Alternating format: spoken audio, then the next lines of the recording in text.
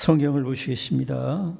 이사야서 53장 4절부터 8절까지 같이 읽겠습니다.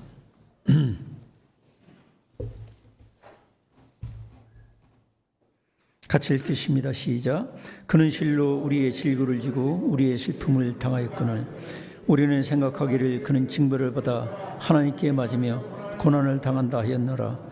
그가 찔림은 우리의 허물 때문이요 그가 상함은 우리의 죄악 때문이라. 그 징계를 받음으로 우리는 평화를 누리고 그가 채찍에 맞음으로 우리는 나음을 받았도다. 우리는 다 양 같아서 그릇 행하여 각기 제 길로 갔거늘 여호와께서는 우리 모두의 죄악을 그에게 담당시키셨도다. 그가 곤욕을 당하여 괴로울 때에도 그의 입을 열지 아니하였으며 마치 도수장으로 끌려가는 어린 양과 털 깎는 자 앞에서 잠잠한 양같이 그의 입을 열지 아니하였도다. 그는 곤욕과 심문을 당하고 끌려갔으나 그 세대 중에 누가 생각하기를 그가 살아있는 자들의 땅에서 끊어짐은 마땅히 형벌받을 내 백성의 허물 때문이라 하였으리요. 아멘. 이 말씀을 통해서 세 가지 고통이라는 제목으로 말씀을 나누겠습니다. 서로 인사를 나누시기 바랍니다. 잘 오셨습니다. 주님의 사랑으로 사랑합니다. 사람은 누구나 다 고통을 싫어하죠. 그런데 이 세상에 살다 보면은 누구나 다 고통에서 자유로울 수가 없어요. 다 우리들에게는 아픔이 있죠. 상처가 있고. 여기 오늘 읽은 성경 이사야서 53장은 예수님이 탄생하기 전 700년 전에 예언된 예언서라고 볼 수 있어요. 참 우리는 7년 앞에 일도 모르고 일주일 앞에도 우리가 모르잖아요. 근데 하나님께서는 700년 전에 그 하나님의 사람 이사야를 통해서 장차 인류를 구원하러 오실 메시아가 어떤 모습으로 올 것이며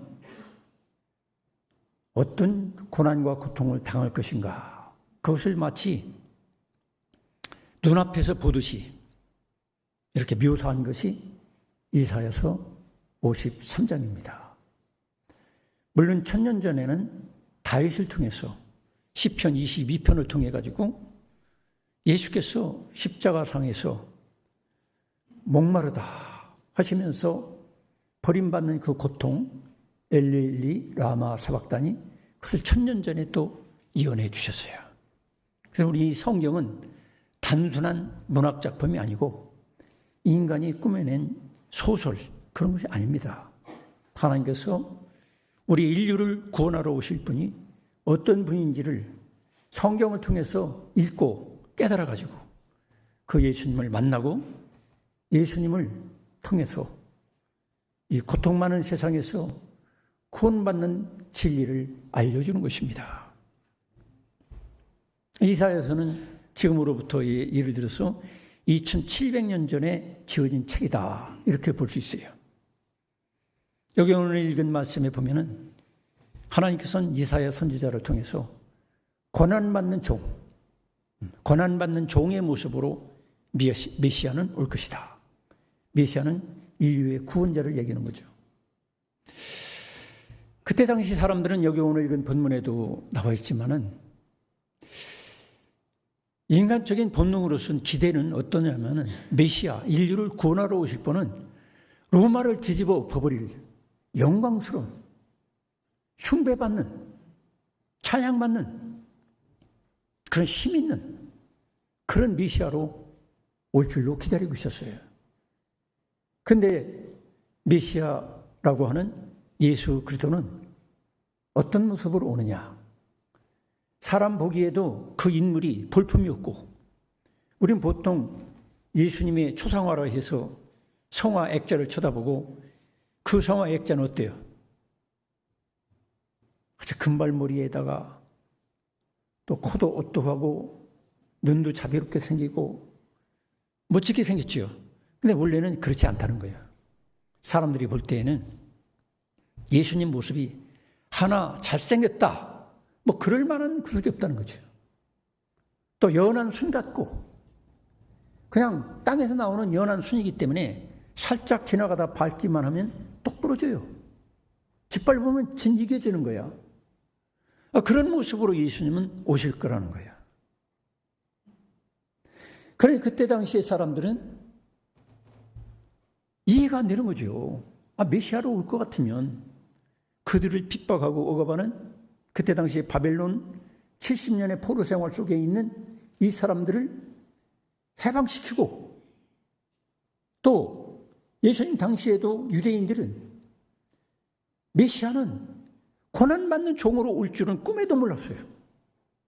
그러니까 예수님, 그분이 수많은 병자들을 고치고 자기 자신이 메시아라고 얘기하고 나를 본 자는 하나님을 본 것이라고 하시면서 하나님과 자신을 동일시 여기는 그런 말씀을 하셨어요. 그러니까 유대인들 입장에서는 하나님을 못 오간다고 그렇게 예수님을 공격하고 정죄하게 된 거예요. 예수님은, 즉 메시아는 로마를 뒤집어 엎고 세계 인류를 다 평정하고 이스라엘을 높이 세워줄 줄 알고 민족주의적인, 또 세상 본능적인 인간의 그 상상하는 대로 메시아가 올 줄 알았는데 정반대란 말이에요. 그래서 메시아 예수는 끌려갔고 채찍에 맞고 피투성이가 되고 사람들은 조롱하고 무시하고 멸시하고, 그 시대 사람들은 어떤 면에서 예수가 그리스도, 즉 메시아라고 생각할 수 있는 사람들이 아무도 없었다는 거예요. 그만큼 우리는 하나님의 생각과 우리 인간들의 생각은 엄청난 차이가 있다는 거예요. 오늘날도 마찬가지일 거예요. 오늘날도 우리가 이 복음서 아니면은, 예수 그리스도의 십자가 못 박혀 죽으심과 부활이 아니라면, 하나님의 계시와 증거가 아니라면 우리는 여전히 지금의 유대인들처럼 세상을 뒤집어 볼 수 있는 권세 있고 영광스러운 천사 같은 그런 왕을 여전히 기다리게 될 것입니다. 그런데 이사야서 53장은 결코 그런 메시아가 아니라는 거예요. 왜 그럴까요? 우리가 기대하는 메시아가 왜 오지 않고 고난받는 종의 모습으로 오셨을까요? 그래서 근원적으로 우리 인간들은 해결해야 될 제일 큰 문제가 무엇이냐? 죄라는 거예요. 우리 인간을 불행하게 만들고 비참하게 만들고 그런 모든 원인은 무엇이냐? 죄라는 거죠. 에덴 동산에 아담과 하와가 쫓겨난 것도 죄 때문이고, 형제를 죽이고 전쟁이 일어나고 모든 저주를 받는 원인은 한마디로 말하면 죄 때문에. 그래서 죄를 누군가는 감당해주고 공의로운 하나님 앞에서 죄를 대신 받을, 해결해줄 그 과정이 필요하다는 거죠. 그래서 하나님께서는 고난받는 종 예수 그리스도를 메시아로 보낸 거예요. 예수 그리스도는 고난받는 종, 죄 지은 인간들을 대신해서 우리 죄 때문에 당할 고난과 고통, 무시와 멸시, 핍박, 죽음, 그를 감당할 종이 필요했던 거예요. 구태여 하나님이 인간의 육체를 입고 사람의 모습으로 오셔야만 했던 것은 이 죄를 대신 지고 갈 수 있는 사람은 인간이면서도 절대 의로운 사람이었어요. 의로운 사람이어야 되기 때문에 하나님 보실 때는 모든 인간들이 다 죄란 말이에요. 죄인이라. 그래서 아무 죄가 없는 절대 유일한 분은 하나님밖에 없는 거예요. 그러니까 하나님이신 그분이 우리의 죄를 대신 질 자격이 있기 때문에 메시아는 고난받는 종으로 오셔야만 했다는 것입니다. 그래서 이사야 53장은 그것을 증거하는 거예요. 장차 오실 메시아는 이런 모습이다. 23장을 잘 읽어보면 그렇구나. 700년 후에 700몇십 년 후에 인류를 구원하러 오실 메시아는 바로 이런 모습으로 고난받고 이런 모습으로 죽고 이렇게 될 것이다. 그래서 이사야서 53장을 어떤 사람은 그렇게 표현해요. 구약에 있는 복음서다. Good news. 구약에 있는 복음서다. 그 어떤 사람은 그렇게 표현합니다. 모든 성경 중에 가장 높은 진리를 보여주는 책은 바로 이사야서 53장이다. 여러분, 이 세상에서 가장 높은 산이 어떤 산입니까? 에베레스트 산이죠. 에베레스트 산은 8,800m가 넘어요. 그만큼 성경 중에 가장 높은, 그러면서 가장 깊은 골짜기 같은 깊은 진리가 이사야 53장에 나타나 있다는 거예요. 구약에서 이사야 53장을 우리가 읽지 않는다면 구약 성경을 안 읽는 거나 마찬가지고, 구약의 53장을 이해하지 못한다면, 믿지 못한다면 구약 성경 전체를 못 믿는 것이고, 신약 성경도 역시 예수 그리스도 그분을 믿을 길이 없어요. 왜냐하면 믿음이라는 것은 700년 아니 1000년 오래전에 예언된 대로 그대로 이루어지는 걸 보고서 우리가 믿을 수 있잖아요. 아, 성경은 사실이구나. 믿을 만한 하나님의 계시구나. 성도 여러분, 그러면 예수 그리스도께서 당하신 이 고난과 고통 세 가지가 있어요. 첫째로는 육체적인 고통입니다. 우리가 육체, 이 뼈와 근육과 가죽으로 이루어진 육체를 입고 지은 죄에 대해서 죄값을 치러야 돼요. 그래서 예수님은 아무 죄가 없는 하나님이면서 그 예수님은 우리를 대신해서 우리 때문에 육체의 고통을 당하셨어요. 예수님은 채찍에 맞아서 피투성이가 되었고, 폭행을 당해가지고 처한 것이었고, 가시멜 요관을 꾹꾹 눌러써가지고 얼굴도 뚱뚱 붓고 피투성이가 되고, 이런 육체적인 고통을 왜 당했느냐? 바로 저와 여러분, 우리 인류가 죄를 졌기 때문에, 우리 때문에 그런 육체의 고통을 당하신 것입니다. 누구 때문에라는 말을 여러분 잘 생각해야 돼요. 이거는 어떤 사람 때문이 아니라 따로 있습니다. 내 죄 때문에. 내 죄 때문에 그런 고통을 당하신 거예요. 그래서 예수님께서 육체적인 고통을 당하는 그것을, 내 죄 때문에 그렇다는 것을 믿지 못한다면 여러분들은 구원자 예수를 이해하지 못하고 있는 거예요. 저는 초등학교, 제가 정확히 기억을 못하지만 한 2, 3학년 정도 됐을까요? 우리 집에 생전에 그쯤 귀여운 강아지를 키우게 됐습니다. 근데 어느 날 이 강아지가 밤이 됐는데 캑캑거리면서 막 죽어가는 거예요. 왜 그럴까? 부모님들도 막 밤에 일어나고 우리 온 식구가 다 일어나서 강아지를 보니까 막 캑캑거리면서 잘 보니까 목에 이런 볼펜 깍지가 걸려 있는 거예요. 이게 뼈다귀인 줄 알고 강아지가 먹은 거예요. 저는 그날 밤 같은 친구들하고 같이 어울려서 소꿉장난을 할 때 볼펜을 같이 가지고 놀았거든요. 그 강아지가 캑캑거리면서 거품을 물고 죽어가는 그 모습을 쳐다보고 저는 지금도 잊어버리지 못하겠어요. 나 때문에, 우리들 때문에 왜 하필이면 이런 볼펜 깍지를 가지고 놀았을까? 이런 일이 벌어질 줄 알았다면 이거 가지고 놀지 않았을 텐데. 여러분, 나 때문에 강아지 한 마리가 캑캑거리면서 죽어가는 모습을 쳐다보고 평생 잊어버리지 못하는 제 마음. 강아지 한 마리 죽는 것도 그런데 거기다가 나 때문에 어떤 사람이 죽어간다면 얼마나 마음이 아프겠어요.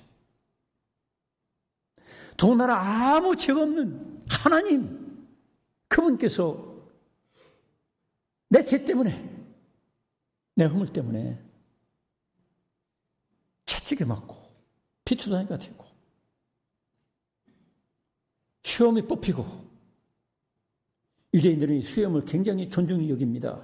지금도 가면 랍비들이나 유대인들 보면은 까만 모자를 탁 쓰고 수염을 탁 길어가지고 이렇게 돌아다니는 게 아주 굉장히 근엄하고 자기들의 어떤 그 존엄한 모습으로 여기는데, 예수님의 수염을 뽑고 채찍으로 날카로운 쇠꼬챙이가 같이 매여져 있는 그 휘초리로 그 채찍으로 막 때리고.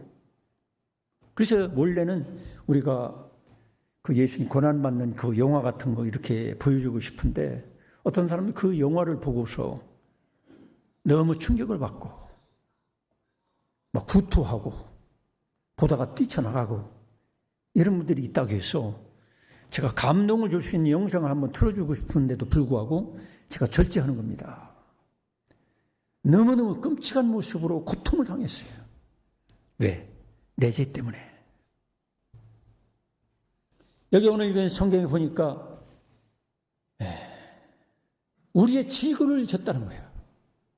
질고가 다른 말로 질병, 우리 육체의 고통, 질병, 이 약함, 이것들을 대신 지시고 그런 고통을 당했다는 거예요.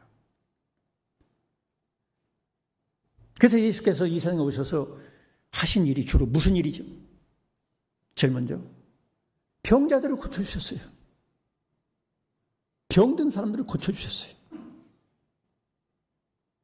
그것은 바로 예수님께서 고통과 고난을 당하는 원인이 무엇이냐? 그 이유가 우리들의 질고, 질병, 육체의 고통을 대신 지시고 경험하시고 같이 느끼시고 같이 하시기 위해서 육체의 고통을 당하신 겁니다. 오늘날도 마찬가지입니다. 우리 예수님께서 여러분들의 질병을 대신 지시고 같이 지시고 우리를 치료해 줄 걸 믿으시기 바랍니다. 물론 궁극적으로는 이것이 맞죠. 어떤 분들이 이렇게 하면 목사님 병원에 가야죠. 질병이 걸리면 병원에 가야죠. 물론 병원을 통해서 의사를 통해서도 고쳐주시지만 궁극적으로는 하나님이 고쳐주셔야 되는 거예요. 제가 아는 어떤 장로님 의사가 있어요. 그분은 항상 그래요. 환자들 오면은 믿거나 안 믿거나 저는 의사로서 하나님 신부름꾼으로 약을 처방하고 수술을 하지만 결국 궁극적으로는 만병의 대의사 되신 하나님이 고쳐주셔야 됩니다. 그렇게 항상 먼저 얘기를 하는 장로님을 제가 알고 있어요. 성도 여러분, 오늘날도 그래요. 여러분, 여기 앉아 계신 분들 중에 질병 없는 분은 별로 없을 겁니다. 다 질병이 어느 정도 있어요. 저도 이렇게 건강한 것 같잖아요.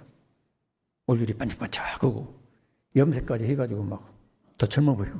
근데 사실은 저도 이렇게 4, 5월 달 되면은 꽃가루 알레르기, 온도 알러지, 이런 것 때문에 눈도 간지럽고 코도 간질간질, 온몸도 그렇고 어떤 때는 미칠 것 같아요. 근데 이거를 저 같은 인간도 그런데 여기 앉아 계신 분들 중에는 얼마나 많은 질병과 고통 때문에 고생하고 계십니까? 그런데 예수님은 여러분의 질병 중에도 같이 하시는 줄로 믿습니다. 이렇게 얘기하면 목사님 예수님이 싹 고쳐주면 되는데 왜 내 질병은 안 지고 가는 것입니까? 이렇게 질문할지도 몰라요. 진실로 믿고 기도하면 하나님은 오늘날도 고쳐주세요. 제가 가끔 간증하잖아요. 저 같은 경우 신학생 때 돈이 없잖아요. 가서 일주일이고 한 달이고 입원할 수 없잖아요. 근데 제가 사명을 감당해야 되겠고 그런 가운데는 하나님께서는 초자연적인 능력으로 치료해 주시더라고요. 근데 지금은 어때요? 목사 돈 있잖아요. 사람이 받잖아, 생활비. 그 돈 가지고 약도 사 먹어야 되고 병원으로 가서 치료를 해야지. 그 돈 가지고 뭐 할 거야? 이런 경우에는 돈도 써야 돼요. 그래야 의사들도 먹고 살지. 약사들도 먹고 살고. 그런데 하나님 앞에 정말로 의사가 못 고치는 거, 의학으로 못 고치는 거 하나님이 고쳐줄 줄로 믿으시기 바랍니다. 하나님이 고쳐주세요. 오늘날도 마찬가지예요. 그러면 왜 기도가 아프냐? 이것도 한번 생각해 봐야 돼요. 왜 기도가 아플까? 욥의 경우를 생각해 보세요. 욥은 그 질병을 통해서 단련하시는 거예요. 하나님께서. 그가 생각하는 자기 의, 사람들이 생각하는 그 의를 가지고 어떤 면에 교만할 수 있어요. 그게 다인 줄 알아. 근데 욥이 오랫동안의 이 질병을 통해서 단련을 받아가지고 어려운 일을 통해서 단련받고 그러면서 하나님 앞에 그 영이 점점 더 밝아지고 단련되고 하나님을 그전에는 귀로만 듣는 막연한 거였는데 이제는 눈으로 내가 보듯이 확실하게 하나님을 알게 되었습니다. 할렐루야. 그래서 여러분들이 아프게 되면 그걸 여러분 생각해야 돼요. 내가 병으로, 의사로, 약으로 편리설 따위도 안 낫는다. 그렇다면 나를 단련하는 것이 아닌가. 그러면 우리는 내 부족한 것이 무엇인지 좀 더 겸손해야 되겠고, 그동안 내가 의롭다고 생각하고 내가 선하다고 생각하고 내가 잘났다고 생각하는 교만이 무너져야 돼요. 그걸 버려야 돼요. 그래서 하나님께서는 여러분들을 점점 더 그래도 예수의 겸손과 그래도 예수 앞에 내가 아무것도 아니라는 걸 깨닫게 해주시는 그 과정을 지금 거치고 있다. 이걸 여러분 깨달으시기 바랍니다. 또 어떤 경우가 있습니까? 사도 바울. 사도 바울은 천국까지 갔다 온 사람이라고 볼 수 있어요. 수많은 의사도 있고 대단한 사람이에요. 부활하신 주 예수님을 직접 만나봤어요. 근데 이게 문제가 뭐 있죠? 사람은요, 잘나고 똑똑하고 부족함이 없는 것 같고 영적으로 지식이 많은 분들, 간증적인 체험이 많은 분들, 문제는 무엇이냐면 교만하기 쉬워요. 남을 무시하기 쉬워.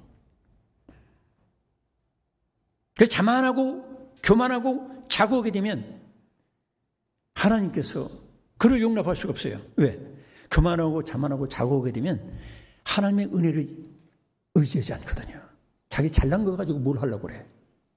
그래서 하나님께서는 사도 바울에게 뭐라고 하십니까? 사도 바울은 그랬죠. 하나님 고쳐주세요. 나 좀 고쳐주세요. 그런데 뭐라 했어요? 내가 너에게 준 은혜가 족하다. 내가 자고하지 않도록 내가 사단의 가시를 붙여줬다. 이렇게 말씀하시고 사도 바울은 그것을 기꺼이 받아들였어요. 그래서 우리가 아파도 내 질병이 해결되지 않는다 할지라도 그것 때문에 절망할 거 없어요. 내가 그것을 감당하고 이길 수 있고 은혜스럽고 감사하면은 질병 없는 것보다도 나에게 더 큰 유익이 없고 더 큰 놀라운 영적 성숙과 발전이 있게 될 줄로 믿으시기 바랍니다. 그런 면에서 예수님은 우리의 질고를 짊어지시고 우리의 질병과 연약함이 있다는 이것이 저주가 아니야. 이것이 나를 믿음이 없다고 정죄하는 것이 아니고 이것이 나를 망하게 만들지 않고 오히려 하나님 앞에 영적으로 유익이 되고 하나님의 더 크게 더 효율적으로 쓰임받는 하나의 도구가 된다는 사실을 믿으시기 바랍니다. 그래서 우리는 육체적인 고통, 이것의 완전한 치유는 무엇이냐? 육체적인 완전한 치료는 우리가 부활하는 거예요. 이 연약한 죄성을 가진 우리 육체와 육체의 본능과 이런 것들을 완전히 해결할 수 있는 것은 예수님께서 십자가 못 박혀 죽으시고 그 사실을 믿고 받아들이는 사람들은 예수님과 함께 부활해가지고 천사와 같은 몸, 예수님의 부활의 몸과 같은 그 몸을 받게 될 때에 우리의 고통은 다 해결되는 거예요. 할렐루야. 예수님의 완전한 치료. 이걸 여러분 바라보시길 축원합니다. 이 땅에서 막 건강하고 124살 살 때까지 하나도 아프고 안 아프고 이런 것이 아니라 예수님의 부활에 동참하게 될 것을 믿으시기 바랍니다. 이것이 완전한 치료예요. 하나님의 방법. 그래서 우리들은 십자가와 부활을 동시에 쳐다봐야 돼요. 아, 그렇구나. 십자가는 바로 내 죄 때문에 당하신 성자 예수 그리스도 하나님의 고통이고, 그러면서 믿는 사람들이 있는 고통과 질병은 결국 그걸 통해서 부활에 도달하기 위한 하나의 과정, 연단이고 성숙의 과정이고, 좀 더 나를 낮추시고 오직 부활하신 주 예수 그리스도 그분을 증거하라고 나에게 주시는 하나의 하나님의 사랑의 표시요 하나님의 선물이구나. 할렐루야. 이거 우리가 믿어야 돼요. 두 번째로 예수님이 당하신 고통 중에 마음의 고통이 있어요. 여러분이 살면서 마음의 고통을 느낄 때가 있죠. 사람들이 나를 무시해, 멸시해, 나를 버려, 내 자존심을 상하게 만들고, 나를 비난하고 조롱하고. 예수님도 수많은 조롱과 희롱을 당했어요. 심지어 뺨을 때리고, 누가 때렸나 알아맞혀라, 병령들끼리. 또 속옷까지 다 벗겨가지고 제비뽑기해서 나눠가지고, 그 수천 수만 수십만 명의 부인 앞에서 아랫도리까지 홀딱 벗겨가지고 높이 십자가에 달리는 거 얼마나 부끄럽고 창피합니까? 아무 죄가 없으시면서도 불의한 재판관, 비겁한 빌라도 때문에 결국에는 예수님을 죄인으로 그 당시 사람들이 다 몰아붙였어요. 여러분, 우리가 인생을 살면서 이런 마음의 고통을 당할 때가 있어요. 예수께서 그런 배신과 멸시와 조롱과 희롱과 부끄러움과 자존심이 산산이 조각나고 다 드러내는 이런 모습들을 왜 당했나? 바로 나 때문에, 내 죄 때문에. 믿습니까? 내 죄 때문에 그런 창피를 당한 거예요.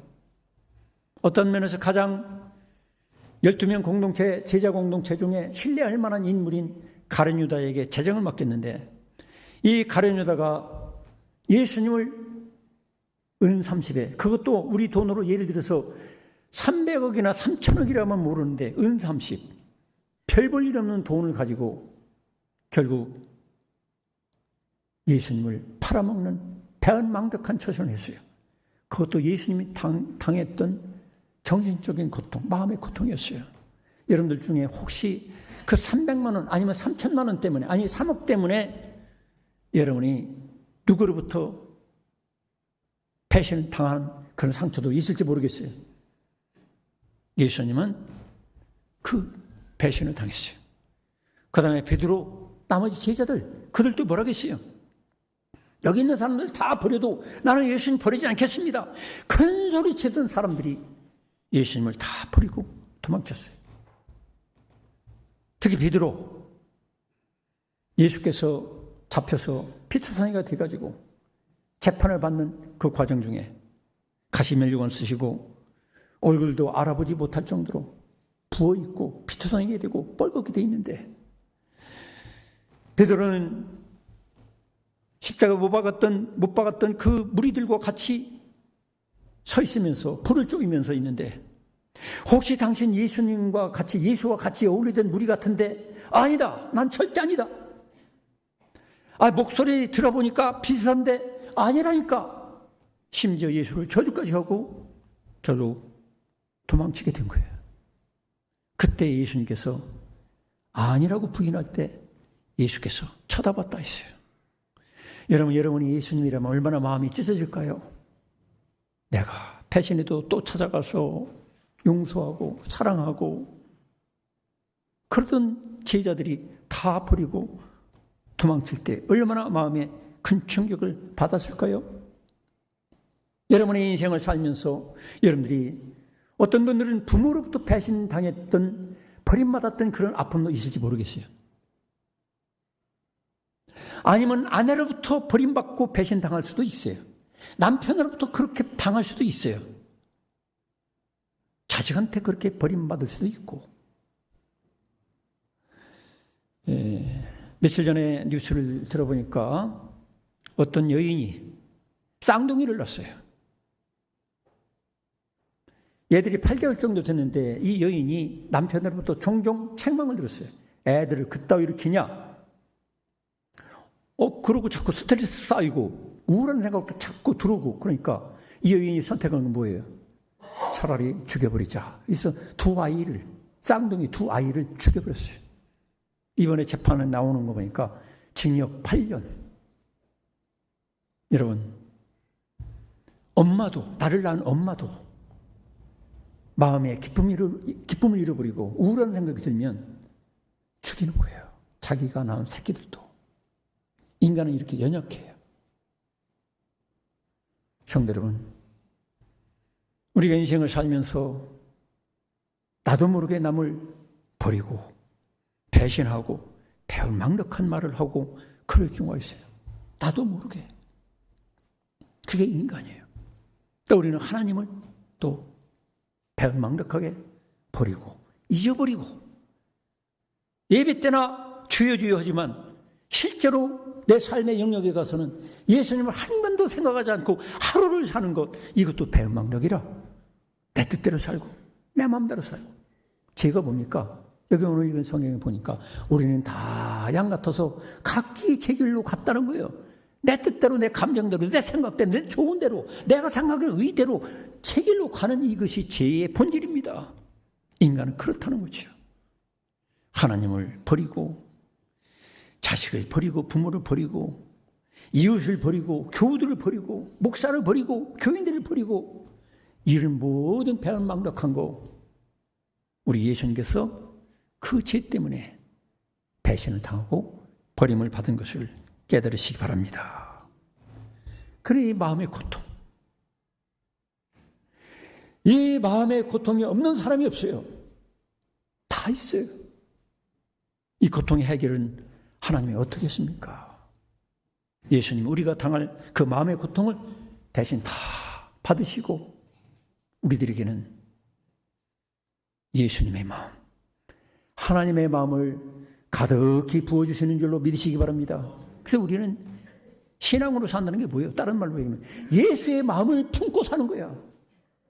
미워하고 시고 질투하고 비판하고 정죄하고 우울하고 막 이렇게 사는 나의 상처받은 마음들을 예수께서 대신 가져가시고 지고 가시고 우리들의 마음엔 예수님의 마음처럼 온유하고 품고 포용하고 용서하고 사랑하고 그렇게 살 수 있는 예수의 마음을 주시는 것을 믿으시기 바랍니다. 그래서 치유시켜주는 거예요. 여러분, 이렇게 치료받은 마음을 가지고 사시길 축원합니다. 저도 곰곰이 생각해 보면 과거에 내가 나를 배은망덕하게 처시하는 사람들, 또 엉뚱한 소리로 내 마음에 상처 주는 사람들, 이런 사람들을 생각해 보면 속이 뒤집어지려고 그러지만 나는 십자가에 같이 예수님과 함께 죽고 예수의 마음을 불어넣어 주셨으니까 이제는 예수의 마음과 가지고 예수님의 생각을 가지고 내가 살아야지.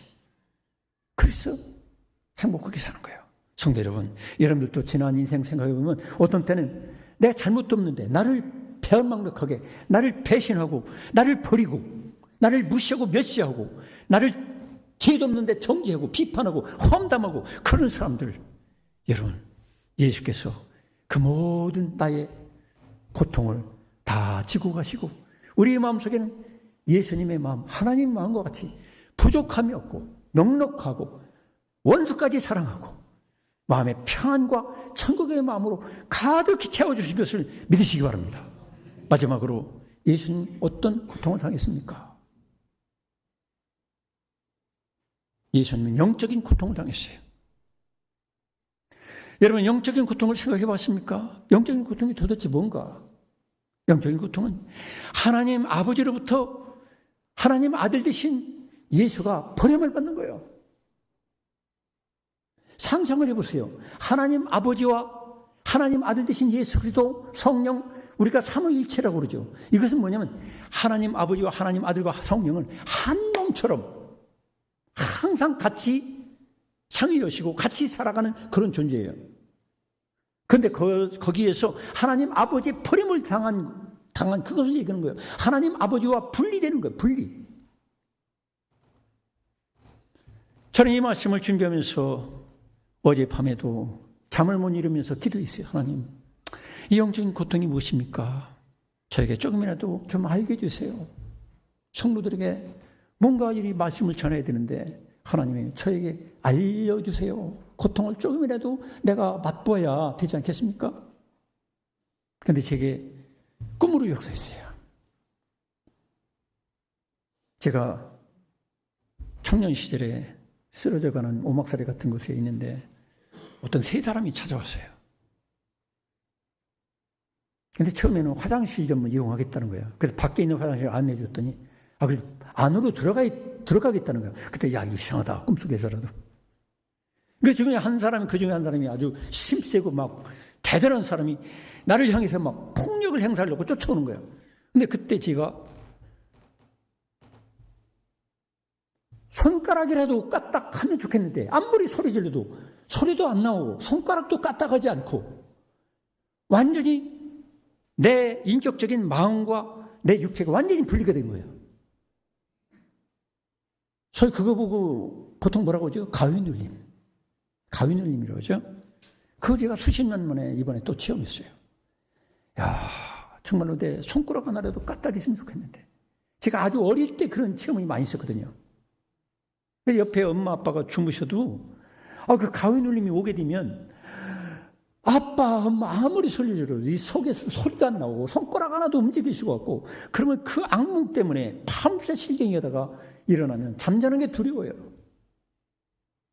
근데 제가 이 나이가 60이 넘어서 그 꿈을 체험하면서 제가 깨달은 것은 그렇구나. 내 인격과 즉 내 마음과 내 손가락, 이 육체가 분리되는 것도 이렇게 두려운데 하나님과 내 영혼이 분리된다면 얼마나 두려울까? 그걸 생각하니까 너무 두려운 거야. 그러면서 일어나서 무릎 꿇고 기도했어요. 하나님, 그렇군요. 우리 예수님께서 하나님 아버지와 분리된다는 것이 얼마나 고통스러웠는지, 얼마나 두려운 것이었는지 제가 조금이라도 깨닫게 해주신 것 감사합니다. 기도했어요. 감사기도. 그래서 예수님은 십자가 못 박히셔서 마지막에 뭐라고 하셨어요? 엘리 엘리를 아마 사박더니 나의 하나님 나의 하나님 어찌하여 나를 버리시나이까. 예수님은 버림받을 죄가 없는데도 불구하고 왜 버림당했느냐? 저와 여러분의 인류의 죄를 대신 뒤집어 쓰시고 그거를 대신 져주시려고 하나님 아버지로부터 버림을 받는 거예요. 그게 분리란 말이에요. 분리. 여러분, 거지 나사로와 부자의 비유가 나오죠. 거기서도 어때요? 살았을 때는 거지와 같이 부잣집 음식 쓰레기 주워 먹고 치료할 돈도 없어서 지나가는 강아지가 헌대를 핥고 사람들이 사람 취급도 안 해주는 비참한 나사로. 그러나 부자는 매일 잔치하고 호화찬란하게 먹고 마시고 즐겼던 사람인데 죽어서 가보니까 어때요? 거지 나사로는 아브라함의 품에서, 다른 말로 예수님 품에서, 하나님 품 안에서 안식을 누리고 평안을 누리고 기쁨을 누리고. 그러나 부자는 어때요? 하나님과 멀리 떨어져서 저 음부에서, 지옥 같은 곳에서 타는 목마른 것 같은 고통과 번민 속에서 살고 있는 것을 보았죠. 성경을 통해서. 성도 여러분, 우리가 하나님과 분리된다는 것은 이렇게 끔찍하고 두려운 거예요. 이런 분리, 이 버림, 이것을 감당하기 위해서 예수님은 저와 여러분의 죄를 다 걸머쥐고 하나님으로부터 버림받았다는 사실을 깨달으시길 축원합니다. 이 시간 우리 기도하겠습니다. 하나님 아버지, 우리가 그동안 경험했던 육체적인 고통만 생각해도 너무 끔찍하고 다시는 그런 고통을 당하고 싶지 않을 때가 있습니다. 수술할 때에 드릴로 살을 파고 뼈를 갈고 우리의 육체를 사정없이 찢어버리던 그 고통, 그 외에도 우리는 고통, 육체적인 고통, 말할 수 없는 수백, 수천 가지의 고통이 있는 줄 압니다. 그런 모든 고통이 지속된다면 여기에 남아있을 사람이 아무도 없습니다. 이 모든 고통을 우리 주 예수님께서 대신 지고 가시고 또 아직 남아있다 할지라도 하나님께서 예수님께서 같이 져주시려고 육체의 고통을 당하신 줄 압니다. 또한 우리의 마음의 고통이 있습니다. 상처받은 마음, 배신당하고 버림당하고 배은망덕한 말을 들었고 정죄와 비판과 험담과 가지가지 모욕과 멸시를 당했던, 그리고 또 우울한 마음과 슬픈 마음과 죽고 싶은 마음과 가지가지의 마음의 이 고통을 예수께서 다 감당하시고, 또한 마지막으로 우리가 영적인 고통, 우리가 죄 때문에 결국 하나님으로부터 버림받을 수밖에 없지만 우리가 내가 버림받을 그 고통을 예수께서 대신 버림받고 하나님과 일시적으로 분리되었던 그 고통을 생각하면서 이번 고난주간에 진실로 이 고통에서 저희들을 건져주시고 부활과 예수의 마음을 품고 하나님과 성령 안에서 하나 되는 놀라운 기회가 되게 하여 주옵소서. 예수님의 이름으로 기도드리옵나이다. 아멘. 우리 찬송 143장을 부르면서